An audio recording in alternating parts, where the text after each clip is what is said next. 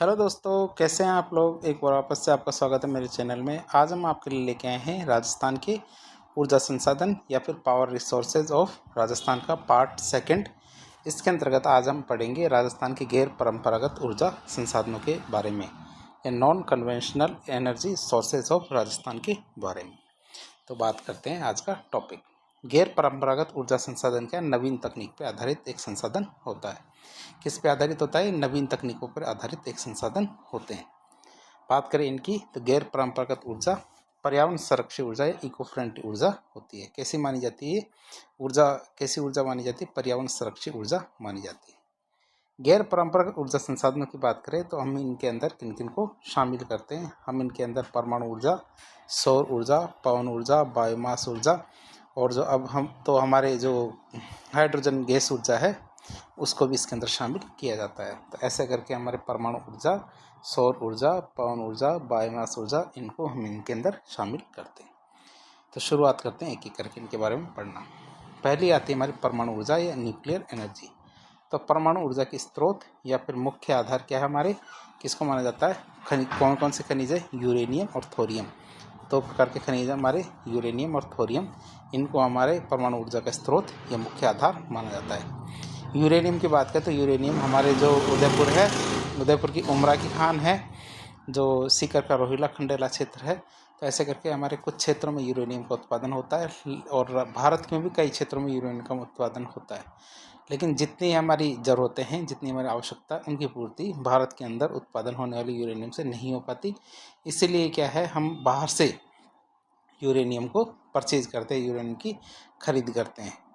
और बात रही थोरियम की, तो थोरियम का उत्पादन भारत के अंदर काफ़ी ज़्यादा होता है। क्या है? थोरियम का उत्पादन तो काफ़ी ज़्यादा होता है, लेकिन थोरियम से चलने वाले जो हमारे परमाणु ऊर्जा संयंत्र है उनका निर्माण अभी तक हो नहीं पाया है। हम इसके लिए प्रयासरत हैं कि जो थोरियम पर आधारित परमाणु ऊर्जा संयंत्र हो, तो हम इनके प्रयासरत हैं, क्योंकि भारत में थोरियम का उत्पादन काफ़ी ज़्यादा किया जाता है। जो हमारे केरल के पास मन्नार की खाड़ी है, तो मन्नार की खाड़ी में काफ़ी ज़्यादा थोरियम के क्षेत्र पाए जाते हैं। बात करें इसकी, परमाणु ऊर्जा का केंद्रों का संचालन कौन करता है? हमारे nuclear power corporation of India limited. किसके द्वारा किया जाता है? Nuclear power corporation of India limited या NPCIL के द्वारा हमारे इसका संचालन किया जाता है। और ये NPCIL क्या? भारत सरकार का उद्यम है। ध्यान रखना है, राज्य सरकार का नहीं है, भारत सरकार का उद्यम है। अब हम बात करेंगे राजस्थान के अंदर परमाणु ऊर्जा के बारे में। कहाँ? राजस्थान के अंदर परमाणु ऊर्जा के बारे में देखें तो न्यूक्लियर एनर्जी इन राजस्थान। तो राजस्थान को परमाणु ऊर्जा दो परमाणु ऊर्जा संयंत्रों से प्राप्त होती है। राजस्थान की बात करते हैं, राजस्थान को कहाँ कहाँ से परमाणु ऊर्जा मिलती है। एक तो हमारे रावतभाटा परमाणु ऊर्जा संयंत्र है जो हमारे राजस्थान में स्थित है। दूसरा नरोरा परमाणु ऊर्जा संयंत्र है जो हमारे कहाँ स्थित है? उत्तर प्रदेश में। तो दो परमाणु ऊर्जा संयंत्र है राजस्थान को, इन दोनों से बिजली मिलती है। अब दोनों की बात करें तो दोनों परमाणु ऊर्जा संयंत्रों से राजस्थान को कुल मिला के 456.74 मेगावाट बिजली मिलती है। कितनी? 456.74 मेगावाट बिजली मिलती है। राजस्थान की बात करें तो राजस्थान में परमाणु ऊर्जा केंद्र वर्तमान में एक ही है। जो राजस्थान में स्थित है वो कितना? एक ही है। और वो कौन सा? हमारे चित्तौड़गढ़ के अंदर स्थित रावतभाटा परमाणु ऊर्जा संयंत्र। राजस्थान की बात करें तो राजस्थान में एक परमाणु ऊर्जा संयंत्र बांसवाड़ा में भी लगना है। जो माही नदी है, तो माही नदी के किनारे हमारे एक परमाणु ऊर्जा संयंत्र बांसवाड़ा में भी लगाने की बातचीत चल रही है और ये काफ़ी हद तक तय है कि वहाँ लग ही जाएगा। जो हमारा रावतभाटा वाला परमाणु ऊर्जा संयंत्र है उसके बारे में बात करते हैं। Rawatbhata nuclear power station RAPS, इसकी बात करें ये कहाँ पे? हमारे रावतभाटा चित्तौड़गढ़ राजस्थान के अंदर इसकी स्थापना की गई। कब की गई इसकी स्थापना? 1973 में। संचालन की बात करें तो संचालन हमारे NPCIL मतलब इसका संचालन हमारे nuclear power corporation of India limited इसके द्वारा किया जाता है। उत्पादन की बात करें तो उत्पादन में फिर हमारे थोड़ी सी गड़बड़ हो गई। क्यों? क्योंकि ये थोड़ा पुराना आंकड़ा है। 1180 प्लस 700 इजिकल टू कितने हो गए? हमारा 1880 मेगावाट के बिजली का उत्पादन करता है। कितना? 1880 बिजली का उत्पादन करता है। 1880 मेगावाट। इसमें एक इकाई और जुड़ गई है, ये आप याद रखेंगे। पहले चरण की बात करें तो पहले चरण में हमारे इसमें एक यूनिट 100 मेगावाट की लगाई गई थी जब इसको शुरुआत किया गया था 1973 में। दूसरे चरण में हमारे 200 मेगावाट की एक, तीसरे चरण में 220 मेगावाट की एक, चौथे चरण में 220 मेगावाट की एक, पाँचवें चरण में 220 मेगावाट की एक, छठे चरण में 220 मेगावाट की एक और सातवें चरण में हमारे 700 मेगावाट की एक बिजली की यूनिट लगाई गई है। तो इस तरह 7 चरणों में 7 चरणों की 7 इकाइयों में 1980 नहीं है, 1880 है। कितना? 1880 मेगावाट की बिजली, 1880 ध्यान रखेंगे। अब जो हमारे रावतपाटा है, तो रावतपाटा से कितनी 1880 मेगावाट बिजली का उत्पादन किया जा रहा है। तो ये काफ़ी ज़्यादा इम्पोर्टेंट है, आप इसे याद रखना। अब बांसवाड़ा की बात करें तो बांसवाड़ा परमाणु ऊर्जा संयंत्र की, तो ये हमारे बांसवाड़ा राजस्थान में स्थित है और ये अभी बनना है। बात करें इसमें तो इसमें 700 मेगावाट की 4 यूनिट लगाई जाएगी। कितनी? 4 यूनिट लगाई जाएगी। इससे टोटल उत्पादन कितना होगा? हमारे 2800 मेगावाट बिजली का उत्पादन होगा। जब भी बिजली का उत्पादन होगा कितना? 2800 मेगावाट बिजली का उत्पादन होगा। अब हम बात करेंगे सौर ऊर्जा के बारे में। क्यों? क्योंकि हमने परमाणु ऊर्जा देख ली, अब सौर ऊर्जा की बारी है। भारत की बात करें तो भारत में सौर ऊर्जा की सर्वाधिक संभावना राजस्थान में ही है। कहाँ है? राजस्थान में हमारे सौर ऊर्जा की सबसे ज़्यादा संभावना है। राजस्थान में सौर ऊर्जा की सर्वाधिक संभावना हमारे जोधपुर में है। कहाँ पे? जोधपुर में। इसीलिए राजस्थान में जोधपुर को सूर्य नगरी भी कहा जाता है। जोधपुर को किस नाम से जाना जाता है? सूर्य नगरी के नाम से जाना जाता है। वर्तमान में राजस्थान में सौर ऊर्जा का उत्पादन 3348.60 मेगावाट है। वो वर्तमान में सौर ऊर्जा का उत्पादन कितना? 3348.60 मेगावाट है। वर्तमान में राजस्थान में 13,531 मेगावाट सौर ऊर्जा स्थापित की जा चुकी है। मतलब इतना तो स्थापित किया जा चुका है जिससे इतना उत्पादन हो रहा है। राजस्थान की बात करें तो राजस्थान में सौर ऊर्जा उत्पादन की संभावना कितनी? 142 गीगावाट। हमारी कितनी संभावना है कि हम 142 गीगावाट सौर ऊर्जा का उत्पादन कर सकते हैं। अब बात करें राजस्थान में सौर ऊर्जा की सबसे ज़्यादा संभावना, इसके क्या कारण है? ऐसे कौन कौन से कारण हैं जिनसे हमें लगता है कि भैया सौर ऊर्जा का उत्पादन राजस्थान में काफ़ी ज़्यादा हो सकता है? तो उसका क्या कारण है? पहला कारण है हमारे राजस्थान के सौर दिवस। तो राजस्थान में सौर दिवसों की संख्या कितनी है? 325। मतलब बिना बारिश के दिन और सूर्य साफ साफ सीधा चमकता है। तो ऐसे कितने दिन हमारे? 325 दिन। फिर राजस्थान में सौर विकिरणों की तीव्रता भी अधिक होती है। मतलब जितनी धूप पड़ती है तो वह तेज पड़ती है, ऐसे हल्की फुल्की नहीं है। फिर हमारी जो विकिरण की बात करें कितनी होती है हमारी? 6 से 7 किलोवाट प्रति घंटे प्रति वर्ग मीटर और प्रतिदिन सौर विकिरणों की क्षमता है। तो ये भी काफ़ी ज़्यादा है। राजस्थान में सौर ऊर्जा के लिए निवेश भी काफ़ी ज़्यादा किया जाता है। राजस्थान में सौर ऊर्जा क्षेत्र में निवेश भी अधिक किया जाता है। और फिर कम औसत ऊर्जा होती है। मतलब कम क्षेत्र में अधिक ऊर्जा निकलती है। फिर बात करें राजस्थान में जो मरुस्थल है जो सर्वाधिक है, मतलब बंजर भूमि या वेस्टलैंड बहुत ज़्यादा है। तो यहाँ ज़मीन की भी कोई कमी नहीं है। तो यहाँ पे इसलिए सौर ऊर्जा की संभावना काफ़ी ज़्यादा है। अब बात करेंगे राजस्थान में सौर ऊर्जा का विकास किस तरह से किया गया है। सौर ऊर्जा के विकास में आते हैं सबसे पहले सोलर पार्क्स, सोलर सिटी, सीज, सोलर मिशन, निवेश कार्यक्रम, सौर ऊर्जा नीतियाँ। तो हम इन सब के बारे में देखते हैं। सबसे पहले आता सोलर पार्क। क्या आता? Solar park. तो राजस्थान सरकार के सोलर पार्क कार्यक्रम में शामिल कौन कौन से ज़िले, कौन कौन से क्षेत्र हैं उनकी बात करें तो राजस्थान में जोधपुर, बीकानेर, बाड़मेर और जैसलमेर। कौन कौन से? जोधपुर, बीकानेर, बाड़मेर और जैसलमेर। इन 4 जिलों को हमारे सोलर पार्क कार्यक्रम में शामिल किया गया है। कितने? 4 जिले, जोधपुर, बीकानेर, बाड़मेर, जैसलमेर। तो इन 4 जिलों को हमारे सोलर पार्क कार्यक्रम में शामिल किया गया। अब बात करेंगे राजस्थान में कौन कौन से सोलर पार्क लगाए गए। तो राजस्थान के सोलर पार्कों की बात करें तो कौन कौन से सोलर पार्क लगाए गए?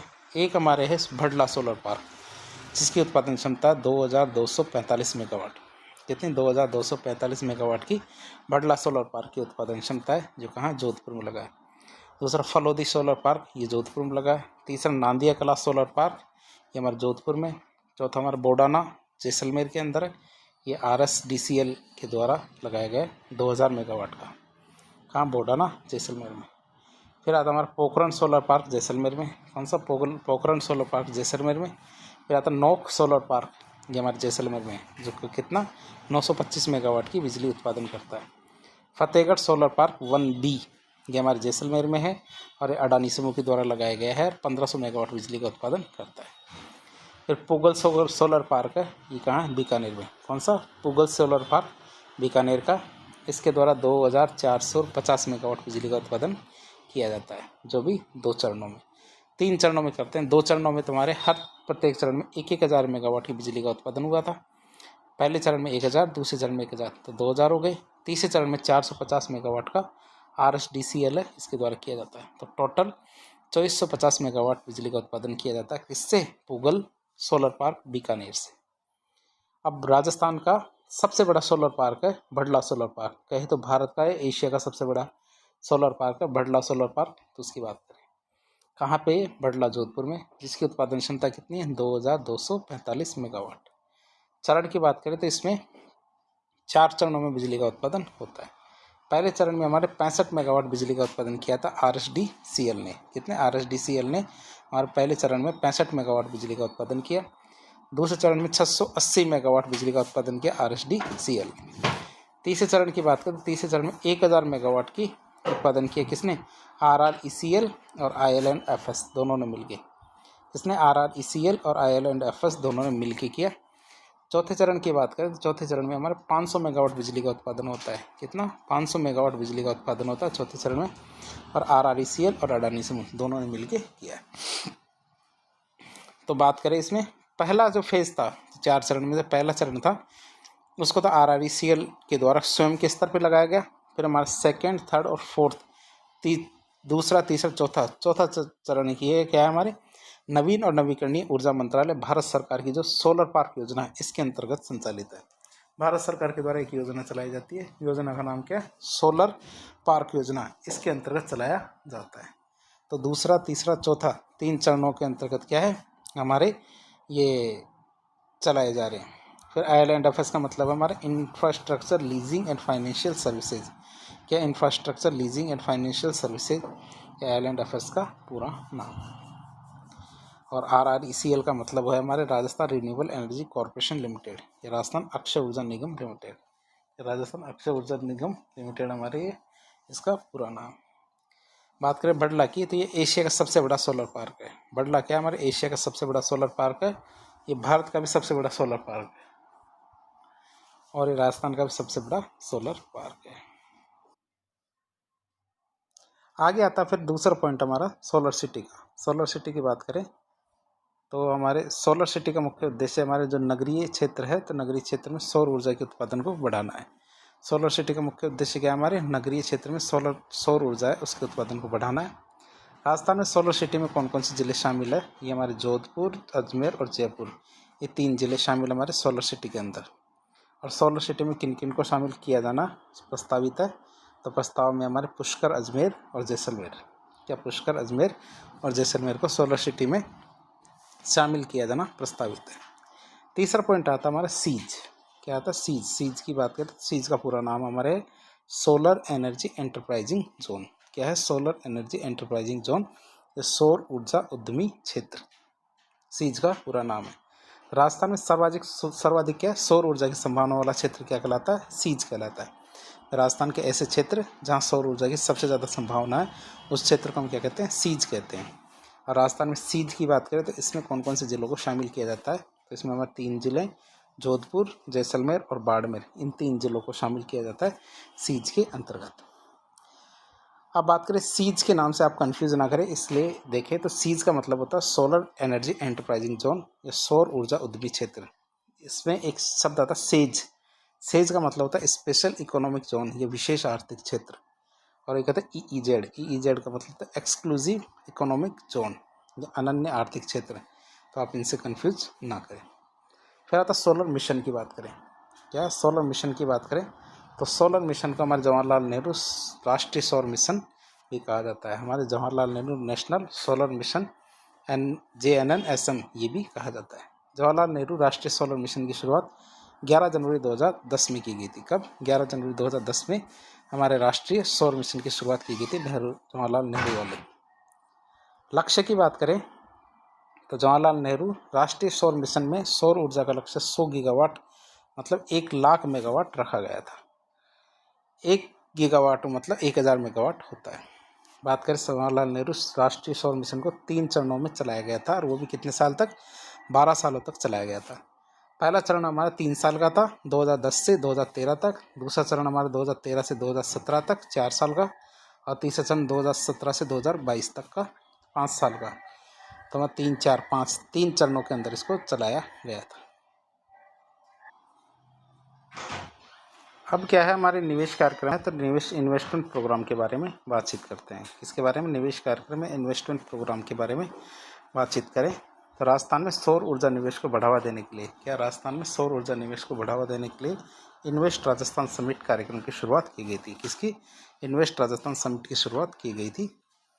अब इन्वेस्ट राजस्थान समिट की बात करें 2024 के, तो हमारे राजस्थान सरकार के द्वारा इन्वेस्ट राजस्थान समिट का आयोजन 9 से 11 दिसंबर 2024 को Jaipur exhibition and convention centre JECC Sitapur Jaipur में 3 दिनों के लिए किया गया था।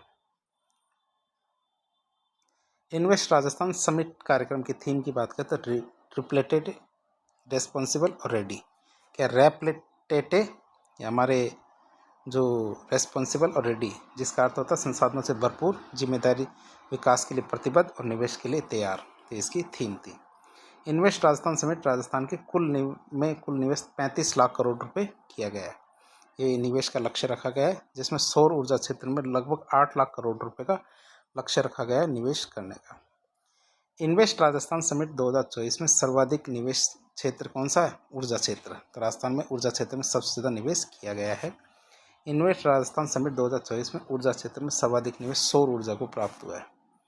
इन्वेस्ट राजस्थान समिट 2024 में सौर ऊर्जा क्षेत्र में प्रमुख निवेशकर्ता कौन है हमारे? एक तो अवाडा ग्रुप, अडानी ग्रुप, अंबानी रिलायंस परिवार और टाटा परिवार। तो इन्होंने क्या काफ़ी ज़्यादा निवेश की संभावना दर्शाई है कि हम राजस्थान में सौर ऊर्जा के क्षेत्र में काफ़ी ज़्यादा निवेश करेंगे। अब बात करें सौर ऊर्जा की नीतियों के बारे में, तो सौर ऊर्जा की पहली नीति आई थी हमारी राजस्थान की 2011 के अंदर, फिर दूसरी सौर ऊर्जा नीति हमारी 2014 में, तीसरी सौर ऊर्जा नीति हमारी 18 दिसंबर 2019 को आई थी। तो लेटेस्ट में हमारी कौन सी? 18 दिसंबर 2019 को लेटेस्ट वाली सौर ऊर्जा नीति है। तो 18 दिसंबर 2019 को आई थी। राजस्थान की तीसरी सौर ऊर्जा नीति है, जिसमें 30,000 मेगावाट सौर ऊर्जा उत्पादन का लक्ष्य रखा गया था।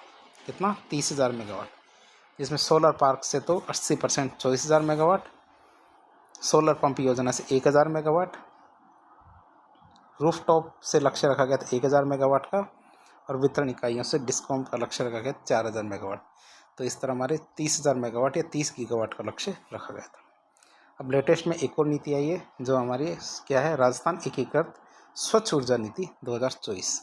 तो राजस्थान की एक महत्वाकांक्षी पहल है, जिसका उद्देश्य 2030 तक हमारे 125 गीगावाट नवीकरणीय ऊर्जा क्षमता स्थापित करनी है।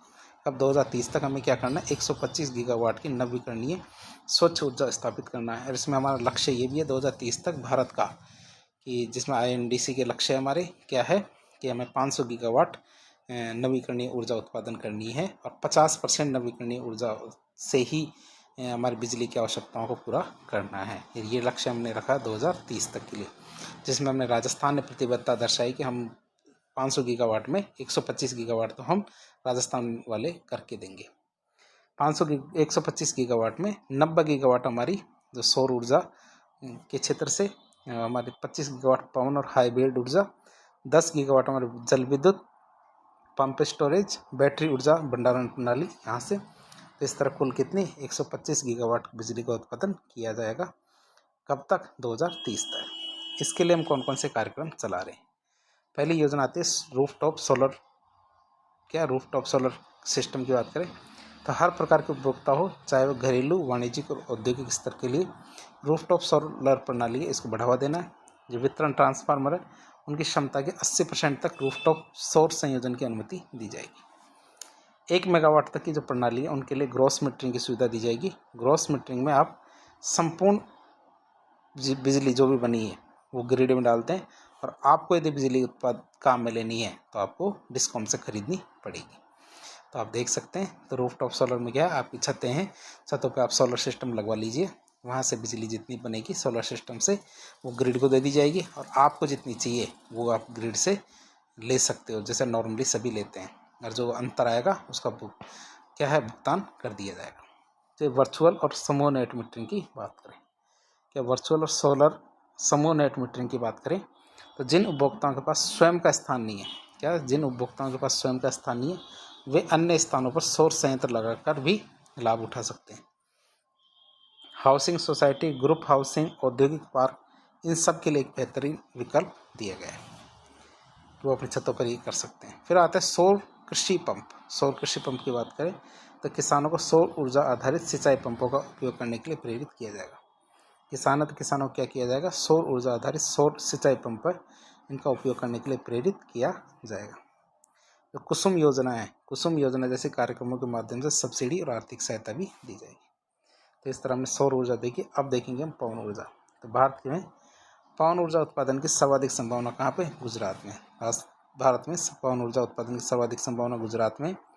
भारत में पवन ऊर्जा उत्पादन की सर्वाधिक संभावना में दूसरे स्थान पर राजस्थान है। ध्यान रखना, संभावना अलग चीज़ होती है और उत्पादन होना अलग चीज़ होती है। सर्वाधिक उत्पादन कहाँ होता है, हमारे तमिलनाडु के अंदर, जबकि संभावना कहाँ पे, गुजरात में। तो होता कहाँ पे, तमिलनाडु में। राजस्थान में पवन ऊर्जा उत्पादन की सर्वाधिक संभावना जैसलमेर में। राजस्थान की बात करें तो कहाँ पे, जैसलमेर। राजस्थान में सर्वाधिक पवन ऊर्जा संयंत्र जैसलमेर में लगे हुए हैं।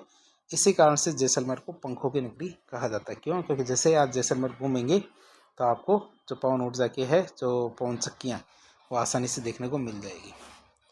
फिर बात करें नवीन और नवीकरणीय ऊर्जा मंत्रालय है। क्या नवीन और नवीकरणीय ऊर्जा मंत्रालय के तहत national institute of wind energy है। इनके एक अध्ययन के अनुसार राजस्थान में 150 मीटर की ऊंचाई पे, कितनी, 150 मीटर की ऊंचाई पे यदि पवन ऊर्जा का उत्पादन किया जाता है तो कितनी क्षमता हमारे पास, 284 गीगावाट। ध्यान रखना, 284 गीगावाट की हमारी उत्पादन क्षमता है, 284 गीगावाट। और हम कितनी कर रहे हैं अभी, दिसंबर 2024 तक 5209 मेगावाट बिजली का उत्पादन कर रहे हैं। हाइब्रिड क्षमता की बात करें तो हमारी क्षमता कितनी है, 1690 मेगावाट की। हाइब्रिड में क्या होता है कि पवन ऊर्जा और सोलर ऊर्जा दोनों मिक्स रूप से उत्पादन की जाती है, जिसमें पवन ऊर्जा की क्षमता कितनी है, 867 मेगावाट। ध्यान रखना, 1690 मेगावाट में से 867 मेगावाट हम कितनी स्थापित कर रहे हैं, उसमें से 867 मेगावाट है 1690 में से पवन ऊर्जा की। फिर नीति आई थी पवन ऊर्जा की खुद की, तो राजस्थान पवन और हाइब्रिड ऊर्जा नीति 2019, 18 दिसंबर 2019 में आई थी। पवन ऊर्जा के उत्पादन की बात करें तो 4414 मेगावाट बिजली का उत्पादन हो रहा पवन ऊर्जा से। वर्तमान में 4442 मेगावाट पवन ऊर्जा स्थापित की जा चुकी है। एक तो संभावना होना और एक स्थापित होना, दो अलग अलग चीज़ें होती हैं। अब राजस्थान में पवन ऊर्जा उत्पादन की सर्वाधिक संभावना 120 फीट ऊंचाई की बात करें तो वो तो 150 मीटर था, ये 120 फीट है, तो इससे 127.750 गीगावाट की हमारी संभावना है, इतनी हम कर सकते हैं। गुजरात की बात करें तो गुजरात में 142 गीगावाट की संभावना है, कितनी, 142 गीगावाट की, जो भी 120 फीट ऊंचाई पर। तो दो हमने अलग अलग ऊंचाइयाँ देखी, 101 तो 150 मीटर की और एक 120 फीट की। पहले 120 फीट पे किया जाता था, अब 150 मीटर पे देखा जा रहा है। 150 मीटर पे तो हमारे 284 गीगावाट की क्षमता निकल के आती है। कितने, 284, ये लगभग दुगना है 142 गीगावाट से गुजरात की। अब भारत में बात करें तो भारत में पवन ऊर्जा उत्पादन में राजस्थान 5वें स्थान पे है। राजस्थान में पवन ऊर्जा का सबसे बड़ा पार्क बड़ा बाग पवन ऊर्जा संयंत्र कहाँ पे, जैसलमेर में। कहाँ पे पवन ऊर्जा का सबसे बड़ा पार्क बड़ा बाग पवन ऊर्जा संयंत्र जैसलमेर में।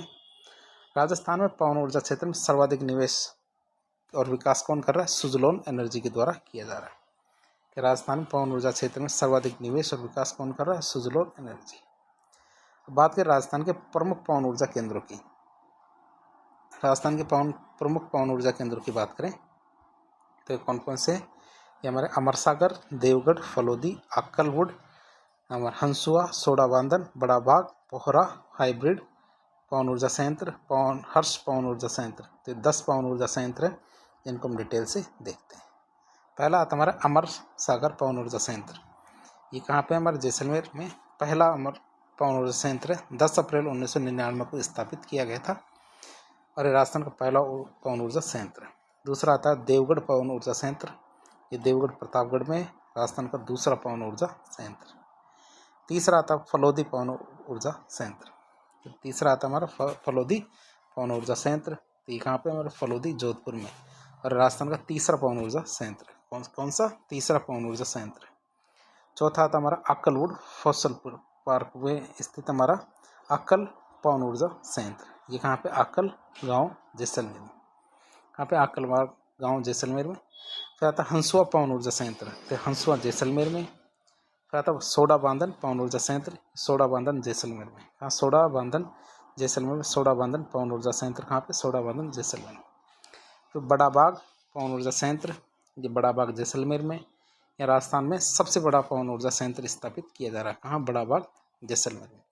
आपको पता होगा बड़ा बाग कौन सी जगह है। बड़ा बाग में हमारे जो जैसलमेर के भाटी राजवंश थे, तो भाटी राजवंश की जो छतरियाँ कहाँ लगी हुई है, हमारे बड़ा बाग जैसलमेर में। तो आप इसे देख सकते हैं, काफ़ी सुंदर एरिया है।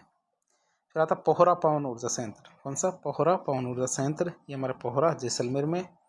फिर आता है एक हाइब्रिड पवन ऊर्जा संयंत्र, ये हमारे जैसलमेर में। ये भारत का पोहरा वाला की हाइब्रिड वाले की बात करें, ये भारत का पहला ऐसा संयंत्र है जिसमें सौर ऊर्जा पवन ऊर्जा दोनों एक साथ उत्पादन होगा। फिर हर्ष पवन ऊर्जा संयंत्र, क्या हर्ष पवन ऊर्जा संयंत्र की बात करें तो हर्ष सीकर में। क्या था, बायोमास ऊर्जा, बायोमास एनर्जी। तो नीति की बात करें तो 29 सितंबर 2023 को एक नीति आई थी हमारी बायोमास ऊर्जा की। पवन ऊर्जा हो चुकी है, अब आती है बायोमास ऊर्जा। तो 29 सितंबर 2023 को बायोमास वेस्ट टू एनर्जी नीति 2023 आई थी।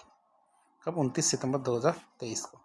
बायोमास ऊर्जा के प्रमुख स्रोत वनस्पति में तो हमारे और कृषि उत्पाद दो ही होते हैं, एक तो वनस्पति होती है और एक कृषि उत्पाद होते हैं हमारे बायोमास के ऊर्जा के प्रमुख स्रोत। बायोमास ऊर्जा में वनस्पति के रूप में तो हम जूलीफ्लोरा या फिर विलायती बबूल का उपयोग करते हैं। किसका उपयोग करते हैं वनस्पति के रूप में, तो जूलीफ्लोरा या फिर विलायती बबूल का इस्तेमाल करते हैं। और कृषि उत्पाद की बात करें तो बायोमास ऊर्जा में कृषि उत्पाद के रूप में सरसों की तूड़ी, मतलब हस्क ऑफ मस्टर्ड, या फिर हम क्या, चावल की जो भुस्सी होती है उसका उपयोग करते हैं। तो कृषि उत्पाद में हम सरसों की तूड़ी और चावल की भुस्सी का इस्तेमाल करते हैं। राजस्थान में बायोमास ऊर्जा की सर्वाधिक संभावना श्रीगंगानगर में दिसंबर 2024 में 128.45 गीगावाट बिजली का उत्पादन किया जा रहा है हमारे बायोमास ऊर्जा से, और इसके लिए 14 बायोमास संयंत्र लगाए गए। बात करें कौन कौन से इम्पोर्टेंट है, तो हमारे बायोमास संयंत्र पदमपुरा जो बायोमास संयंत्र है, खातौली उनियारा बायोमास ऊर्जा संयंत्र, रंगपुर बायोमास ऊर्जा संयंत्र, कचेला बागसरी बायोमास ऊर्जा संयंत्र। तो ये 4 इम्पोर्टेंट है, वैसे है 14। पहला आता हमारे पदमपुर बायोमास ऊर्जा संयंत्र, ये हमारा पदमपुर श्रीगंगानगर में। हाँ, पदमपुर श्रीगंगानगर में, और ये राजस्थान का पहला बायोमास ऊर्जा संयंत्र है। कौन सा, राजस्थान का पहला बायोमास ऊर्जा संयंत्र है पदमपुर श्रीगंगानगर में।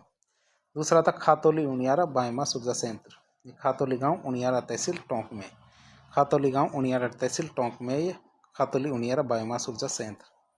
तीसरा था रंगपुर बायोमास ऊर्जा संयंत्र, कौन सा, रंगपुर बायोमास ऊर्जा संयंत्र, ये रंगपुर गांव लाडपुरा तहसील कोटा में, ये रंगपुर गांव लाडपुरा तहसील कोटा में है। फिर कचेला बागसरी बायोमास ऊर्जा संयंत्र, तो ये कचेला बागसरी जालौर में, ये कचेला बागसरी जालौर में है, कचेला बागसरी बायोमास ऊर्जा संयंत्र। ये तो बायोमास हो गई। अब आता हमारा बायोगैस ऊर्जा।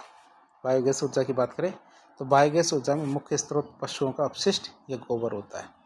क्या बायोगैस ऊर्जा में क्या मुख्य स्रोत पशुओं का अपशिष्ट या गोबर होता है। बायोगैस ऊर्जा में गैसों का मिश्रण की बात करें, कई बार परीक्षा में पूछ लिया जाता है, जो बायोगैस होती है उसमें कौन कौन सी गैसों का मिश्रण होता है। तो इसमें मीथेन तो होती है 65%, ये मुख्य गैस कौन सी होती है, मीथेन। फिर होती है हमारी 30% कार्बन डाइऑक्साइड, हाइड्रोजन होती है 1.5%, और अन्य गैसें होती है हमारी 3.5%। तो ये हमारी गैसों का मिश्रण होता है, जैसे मीथेन होती है हमारी 65%। फिर अगली एनर्जी आती है हमारी कौन सी, ग्रीन हाइड्रोजन। ग्रीन हाइड्रोजन की बात करें तो राजस्थान की एकीकृत स्वच्छ ऊर्जा नीति 2024 है, उसका लक्ष्य ये 2030 तक हमें 2000 किलो टन प्रति वर्ष KTPA, मतलब किलो टन प्रति एनम हरित हाइड्रोजन का उत्पादन करना है। ये लक्ष्य रखा हमने 2030 तक का। पहले 500 KTPA है। ग्रीन हाइड्रोजन प्रोजेक्ट को ट्रांसमिशन और व्हीलिंग शुल्क पर 50% की छूट का लाभ होगा। मतलब ये 2000 तो हमने करना है, अब इसके अंदर को पहला 500 KTPA ग्रीन हाइड्रोजन ऊर्जा का उत्पादन करेगा तो उसकी ट्रांसमिशन और व्हीलिंग शुल्क आएगा, उसमें 50% की छूट दे दी जाएगी, लेकिन ये शुरुआती 500 KTPA के लिए रहेगा। फिर ऊर्जा संरक्षण कार्यक्रम की बात करें तो ऊर्जा संरक्षण दिवस मनाया जाता है 14 दिसंबर को। कब मनाया जाता है, 14 दिसंबर को मनाया जाता है। और कब से मनाया जा रहा है, 2009 से। कार्यान्वयन एजेंसी कौन रहेगी इस कार्यक्रम की, ऊर्जा संरक्षण कार्यक्रम की, तो राजस्थान अक्षय ऊर्जा निगम के द्वारा इसको चलाया जाता है। अब हम बात करेंगे ऊर्जा से संबंधित कौन कौन सी योजनाएं चलती है राजस्थान के अंदर। पहली योजना आती है प्रधानमंत्री सहज घर हर घर बिजली योजना, जिसे सौभाग्य योजना भी कहते हैं। तो इस योजना को सौभाग्य योजना भी कहा जाता है। ये योजना हमारे 25 सितंबर 2017 से चल रही है। कब से? 25 सितंबर 2017 से चल रही है। इसका उद्देश्य की बात करें तो 31 मार्च 2019 तक भारत के प्रत्येक घर तक क्या करना है? 31 मार्च 2019 तक भारत के प्रत्येक घर तक बिजली आपूर्ति करवाना है। इसका कार्यान्वयन कौन करेगा? हमारा ग्रामीण विद्युतीकरण निगम है, REC है, इस योजना के कार्यान्वयन के लिए नोडल एजेंसी है। पैसे कौन देगा? इस योजना का वित्त पोषण हमारे मुख्य रूप से भारत सरकार के द्वारा किया जाता है। पैसे कौन दे रहा है? हमारे भारत सरकार के द्वारा इसको वित्त पोषण किया जाता है। अब इसकी पात्रता की बात करें तो ग्रामीण क्षेत्रों के सभी इच्छुक जो गैर विद्युतीकृत परिवार है, जहाँ तक विद्युत नहीं पहुँची है, वो इसके पात्र हैं। और शहरी क्षेत्रों के आर्थिक रूप से जो कमज़ोर परिवार है वो इसके पात्र रहेंगे। अब बात करें मुफ्त कनेक्शन की, तो आर्थिक और सामाजिक आर्थिक और जाति जनगणना SECC 2011 के आंकड़ों के आधार पर देखें तो पहचाने के गरीब परिवारों को बिजली कनेक्शन मुफ्त में दिया जाएगा। तो SECC जनगणना के आधार पर देखें तो जो परिवार गरीब है, ठीक है, BPL है, उनको क्या है, जो अंत्योदय है, उनको कनेक्शन मुफ्त में दिया जाएगा। अन्य परिवार की बात करें तो जो परिवार गरीब नहीं है उन्हें भी इस योजना के तहत बिजली कनेक्शन दिया जाता है। इसके लिए उन्हें 500 रुपये का भुगतान करना होता है और ये राशि 10 समान किस्तों में उनके बिजली के बिल में वसूल की जाएगी। हैंड टू हैंड नहीं लेंगे, लेकिन 50-50 रुपये हर बिल के साथ जुड़ के आएंगे। अब बात करें दूरस्थ क्षेत्रों के लिए प्रावधान की बात करें, जहाँ ट्रांसमिशन लाइनें नहीं लगाई जा सकती, जहाँ ग्रिड संभव नहीं है, वहाँ की बात करें तो दूर दराज और दुर्गम क्षेत्रों में घरों जहाँ पे ग्रिड विस्तार संभव नहीं है, उन्हें क्या हम सौर फोटोवोल्टिक है उनके पर आधारित स्टैंड अलोन सिस्टम के माध्यम से, किसके माध्यम से? स्टैंड अलोन सिस्टम के माध्यम से बिजली प्रदान कर रहे हैं। इससे 5 LED बल्ब, 1 DC पंखा, 1 DC पावर प्लग मुफ्त में दिया जाता है। साथ ही 5 साल के लिए मीटर की मरम्मत और रखरखाव भी साथ में दिया जा रहा है। क्या? 5 साल के लिए मीटर की मरम्मत और रखरखाव भी शामिल है इसके अंतर्गत। दूसरी योजना आती है हमारे प्रधानमंत्री कुसुम योजना। योजना का नाम क्या? प्रधानमंत्री कुसुम योजना। तो कुसुम का पूरा नाम है किसान ऊर्जा सुरक्षा एवं उत्थान महाअभियान, इसका पूरा नाम है। शुरुआत की बात करें तो मार्च 2019 से चल रही है। इसका क्या उद्देश्य है? इसका उद्देश्य 2022 तक 3 करोड़ सोलर पंप स्थापित करना, जबकि हमने कर लिए हैं। तो 2022 तो चला गया, तो 2022 तक का लक्ष्य रखा गया था 3 करोड़ सोलर पंप स्थापित करना। किसानों को ऊर्जा सुरक्षा उपलब्ध कराना। क्या करना? किसानों को ऊर्जा सुरक्षा उपलब्ध कराना।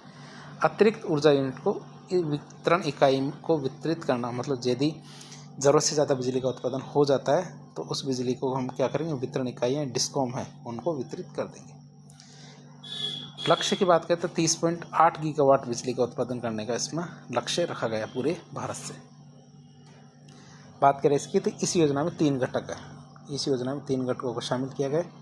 घटक A तो छोटे विकेंद्रीकृत ग्रिड से जुड़े या छोटे विकेंद्रीकृत ग्रिड से जुड़े सौर ऊर्जा संयंत्रों की स्थापना करना, जिसमें हम किसानों की बंजर कम उपजाऊ भूमि पर 0.5 मेगावाट से 2 मेगावाट क्षमता के छोटे विकेंद्रीकृत ग्रिड से जुड़े सौर ऊर्जा संयंत्रों की स्थापना करेंगे। कितने? 0.5 मेगावाट से 2 मेगावाट क्षमता के छोटे विकेंद्रीकृत ग्रिड से जुड़े सौर ऊर्जा संयंत्रों की स्थापना करने का लक्ष्य रखा गया है। बात करें इसकी तो इस घटक के तहत किसानों या फिर परियोजना डेवलपर्स को सीधे कोई वित्तीय सहायता सब्सिडी नहीं दी जाती है। सीधे तौर पे कोई न तो सब्सिडी मिलेगी न ही सहायता मिलेगी। हालांकि डिस्कॉम जो वितरण इकाइयाँ हैं इनको किसानों और डेवलपर्स से बिजली खरीदने पर पहले 5 वर्ष के लिए 0.40 रुपये या फिर 40 पैसे प्रति यूनिट या फिर 6.60 लाख रुपये प्रति मेगावाट की दर से जो भी कम हो उसकी हमारे एक इंसेंटिव मिलेगा। वो क्या था? हमारा प्रोक्योरमेंट बेस्ड इंसेंटिव BI ये दिया जाएगा। और वो कितना होगा? प्रति यूनिट या तो 40 पैसे होगा या फिर हमारे 6.60 लाख प्रति मेगावाट हर साल का। फिर कंपोनेंट भी आता है घटक B कुसुम योजना का। जो स्टैंड अलोन सौर ऊर्जा पंप है, क्या स्टैंड अलोन सौर कृषि पंप है, इनकी स्थापना की जाएगी। और वो भी कितने? 7.5 हॉर्स पावर की क्षमता के स्टैंड अलोन सौर कृषि पंपों की स्थापना तो इस घटक के तहत केंद्र सरकार बेंचमार्क लागत या निविदा लागत जो भी कम हो इसका 30% तक, क्या केंद्र सरकार क्या करेगी, बेंचमार्क लागत या निविदा लागत जो भी कम हो इसका 30% तक वित्तीय सहायता प्रदान करती है। सेंट्रल फाइनेंशियल असिस्टेंस प्रदान करेगी, कितनी, 30% तक की। इसके अतिरिक्त राजस्थान सरकार भी इस घटक के तहत किसानों को 30% तक सब्सिडी प्रदान करती है। राजस्थान सरकार भी क्या करेगी, इस घटक के तहत किसानों को 30% तक सब्सिडी देगी। तो इस तरह होगा 30% तो केंद्र सरकार, 30% राज्य सरकार, 40% हमारे किसानों को देना पड़ेगा और 40% में भी 30% का वो लोन ले सकते हैं और 10% ही किसानों को अपनी जेब से देना पड़ेगा। तो आप इसको देख सकते हैं। इस प्रकार किसानों को स्टैंड अलोन सौर कृषि पंप स्थापित करने के लिए, इस तरह के किसानों को स्टैंड अलोन सौर कृषि पंप स्थापित करने के लिए कुल लागत का केवल 40% ही वहन करना होगा और किसान क्या इस 40% हिस्से के लिए बैंक से ऋण भी ले सकते हैं। किसान क्या है इस 40% हिस्से के लिए बैंक से ऋण भी ले सकते हैं, लोन भी ले सकते हैं, जिससे उन्हें शुरू में केवल 10% ही राशि देनी होती है और शेष 30% ऋण के रूप में उन्हें प्राप्त हो सकता है। तो इस तरह देख सकते हैं। विशेष श्रेणी के राज्यों की बात करें तो उत्तरी पूर्वी राज्य सिक्किम, जम्मू कश्मीर, हिमाचल प्रदेश, उत्तराखंड, लक्षद्वीप, अंडमान निकोबार द्वीप जैसे जो विशेष श्रेणी के राज्य हैं इनमें केंद्र सरकार 50% तक CFA सेंट्रल फाइनेंशियल असिस्टेंस प्रदान कर सकती है, कितने, 50%, जबकि राज्य सरकार 30% की सब्सिडी देगी। और इन राज्यों में किसानों को केवल 20% लागत ही वहन करनी है और वो भी वो क्या कर सकते हैं, बैंक से लोन ले सकते हैं। क्या आता कॉम्पोनेंट C, तो ग्रिड से जुड़े कृषि पंपों का सौरीकरण की बात करें तो इस घटक के तहत भी केंद्र सरकार बेंचमार्क लागत या निविदा लागत जो भी कम हो इसका 30% तक CFA प्रदान करती है। कितना 30% देगी, या तो निविदा लागत या फिर बेंचमार्क लागत, इसका राज्य सरकार की सब्सिडी इसमें जुड़ती है, जिससे क्या है हमारे किसानों पर वित्तीय बोझ बहुत कम हो जाता है। राजस्थान सरकार भी इस घटक के तहत किसानों को अतिरिक्त वित्तीय सहायता प्रदान कर सकती है। राजस्थान सरकार चाहे तो वो भी क्या है इस घटक के तहत किसानों को अतिरिक्त वित्तीय सहायता प्रदान कर सकती है, जिससे क्या हमारे किसानों के लिए यह और भी अधिक किफ़ायती हो जाता है। फिर बात करें अगली योजना हमारे सोलर रूफटॉप योजना। कौन से सोलर रूफटॉप योजना की हम बात करें तो इसकी शुरुआत हमारे 20 अगस्त 2019 से की गई थी। कब, 20 अगस्त 2019 को इसकी शुरुआत की गई थी।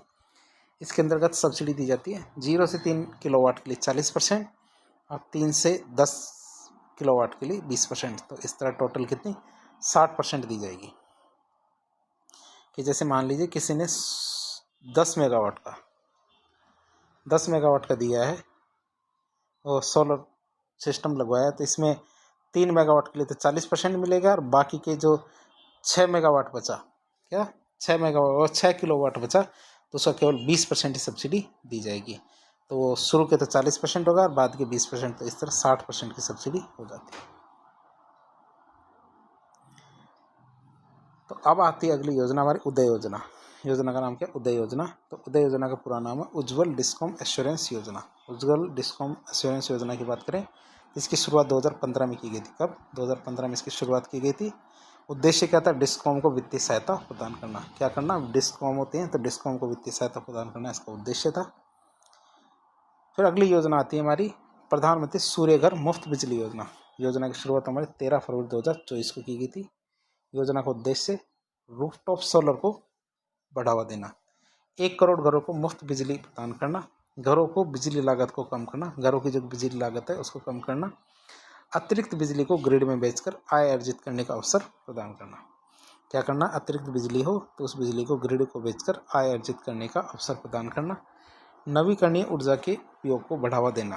क्या करना, नवीकरणीय ऊर्जा के उपयोग को बढ़ावा देना और कार्बन उत्सर्जन को कम करना इसका उद्देश्य। इसके लिए मानदंड क्या होंगे, इस योजना के पात्रता मानदंड है आवेदक भारत का नागरिक होना चाहिए, इसके पास ऐसा घर होना चाहिए जिसकी छत पर सोलर पैनल स्थापित किया जा सके, ऐसी छत होनी चाहिए, घर में एक वैध बिजली कनेक्शन होना चाहिए पहले से, और आवेदक ने पहले किसी अन्य सोलर पैनल सब्सिडी का लाभ नहीं उठाया हो, वो इसके लिए आवेदन कर सकते हैं। फिर सब्सिडी किस तरह से दी जाएगी, इस योजना के तहत हमारी सरकार सोलर रूफटॉप सिस्टम की बेंचमार्क लागत पर सब्सिडी देगी। कैसे, 1 किलोवाट तक 30,000 पर किलोवाट, 2 किलोवाट तक 60,000 और 3 किलोवाट या इससे ज़्यादा के लिए 78,000। तो इस तरह देख सकते हैं अधिकतम 78,000 की सब्सिडी दी जा सकती है। अगली याद योजना आती है कृषि अनुदान, हमारे मुख्यमंत्री निःशुल्क बिजली योजना। मुख्यमंत्री निःशुल्क बिजली योजना की बात करें तो बजट 2023-24 में इसका उल्लेख किया गया था। लागत शुरुआत की बात करें इसकी तो मुख्यमंत्री किसान मित्र ऊर्जा योजना, जिसमें हमारे कृषि उपभोक्ता को 1,000 रुपये प्रति माह, एक वर्ष में अधिकतम 12,000 रुपये दिए जाते थे, इसको इस योजना के साथ मिला के शुरू किया गया। नई योजना है मुख्यमंत्री निःशुल्क बिजली योजना कृषि अनुदान। वर्तमान की बात करें तो 2,000 यूनिट प्रति माह मुफ्त बिजली दी जाती है कृषि उपभोक्ताओं को। 2,000 यूनिट प्रति माह से अधिक खर्च करते हैं तो मुख्यमंत्री किसान मित्र ऊर्जा योजना के तहत उस माह विशेष में 1,000 रुपये की सब्सिडी दी जाएगी, केवल 1,000 रुपये दी जाएगी। पर मुख्यमंत्री निःशुल्क बिजली योजना घरेलू स्तर की बात करें तो जून 2023 से चल रही है। 100 यूनिट तक मुफ्त बिजली दी जाएगी। 200 यूनिट तक की बात करें तो पहले 100 यूनिट के कृषि व विद्युत शुल्क, फिक्स चार्ज और नगरीय उपकर इसके बिल में छूट दी जाएगी। 200 यूनिट से ज़्यादा तो पहली 100 यूनिट तो मुफ्त दी जाएगी, लेकिन अगले अन्य 100 यूनिट है उनका शुल्क किसको देना पड़ेगा? उपभोक्ता को देना पड़ेगा। एक और योजना आती है हमारी रिन्यूएबल एनर्जी सर्विस कंपनी, जिसको रेस्को कहते हैं, renewable energy service company RESCO, mode solar rooftop योजना। इसके तहत जो हमारी सरकारी जितने भी हमारी बिल्डिंग होगी, राजकीय भवन, इन भवनों पर रूफटॉप सोलर ऊर्जा संयंत्र स्थापित करने की बात की जा रही है। इसके तहत क्या राजकीय भवनों पर रूफटॉप सोलर ऊर्जा संयंत्र स्थापित कर का क्रियान्वयन किया जा रहा है। मार्च 2024 तक हमारे 1.2 मेगावाट की क्षमता स्थापित कर दी गई है। किसके द्वारा? राजस्थान रिन्यूएबल एनर्जी कॉरपोरेशन के द्वारा।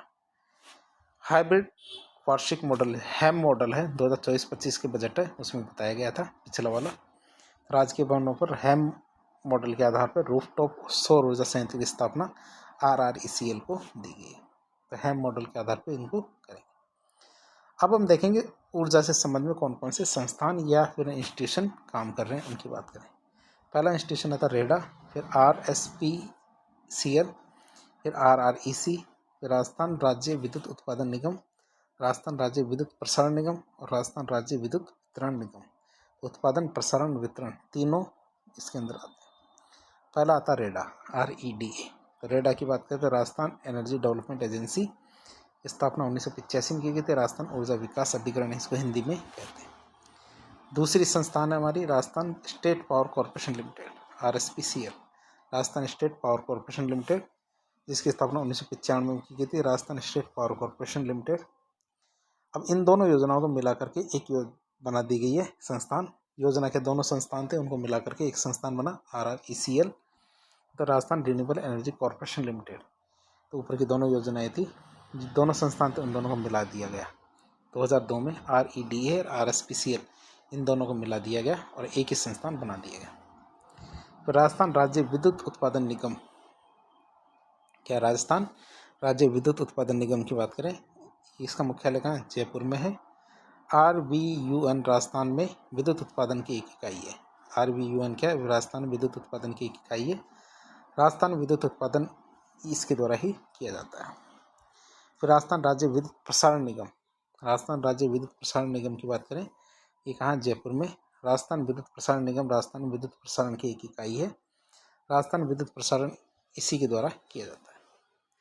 तो राजस्थान राज्य विद्युत वितरण निगम की बात करें, वितरण वाले, तो राजस्थान में 3 विद्युत वितरण निगम है। कितने? 3 विद्युत वितरण निगम है। जैसे हमारे जयपुर विद्युत वितरण निगम लिमिटेड जयपुर में, जोधपुर विद्युत वितरण निगम लिमिटेड जोधपुर में और अजमेर विद्युत वितरण निगम लिमिटेड अजमेर में। तो 3 हमारे विद्युत वितरण निगम लिमिटेड है। अब कुछ खास बातों की बात करें तो हमारे अक्षय ऊर्जा दिवस हमारे हर साल 20 अगस्त को मनाया जाता है। हर साल कब? 20 अगस्त को हमारे अक्षय ऊर्जा दिवस मनाया जाता है। राष्ट्रीय ऊर्जा संरक्षण दिवस हमारे 14 दिसंबर को मनाया जाता है। कब? 14 दिसंबर को मनाया जाता है राष्ट्रीय ऊर्जा संरक्षण दिवस। और एक और आता हमारे अर्थ ओवर डे, मतलब हर साल मार्च महीने में, हर साल मार्च महीने के अंतिम शनिवार के दिन 8:30 बजे से रात को 9:30 बजे के बीच में इसको मनाया जाता है अर्थ ओवर डे। इसके अंतर्गत क्या किया जाता है? यह पर्यावरण संरक्षण और ऊर्जा की बचत का संदेश देने के लिए, किसके लिए? पर्यावरण संरक्षण और ऊर्जा की बचत का संदेश देने के लिए ऑस्ट्रेलिया से शुरू किया गया था, जिसमें 2009 से भारत भी शामिल हो गया था। और इस दिन आवश्यक उपकरणों को छोड़कर सभी उपकरणों को बंद करने की अपील कर दी जाती है।